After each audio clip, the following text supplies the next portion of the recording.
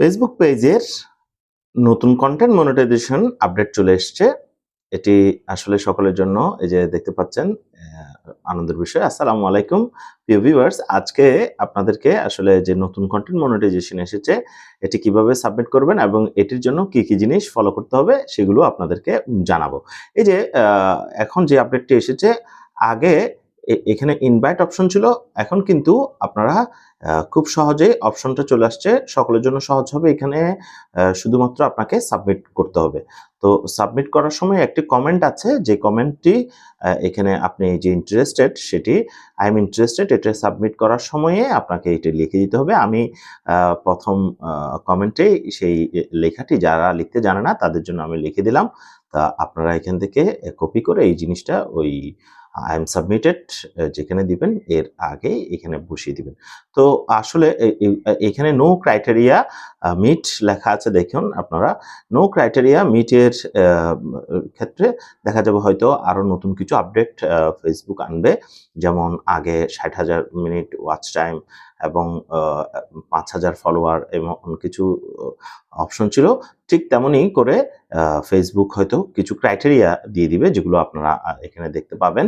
তো সেই ক্ষেত্রে আমি বলবো যে আপনারা যখন সাবমিট করবেন বা কন্টেন্ট মনিটাইজেশন পলিসিটা আপনারা যাতে ধরে রাখতে পারেন, কন্টেন্ট মনিটাইজেশনটা যাতে আপনাদের থাকে, সেক্ষেত্রে কিছু নিয়ম আপনাকে অবশ্যই ফলো করতে হবে। তারা যেমন অরিজিনাল ভিডিও দেওয়া, কমিউনিটি গাইডলাইন ফলো করা এবং কন্টেন্ট মনিটাইজেশন পলিসিকে ফলো করা, পার্টনার পলিসি ফলো করা, এগুলো আপনারা ঠিকভাবে দেখবেন।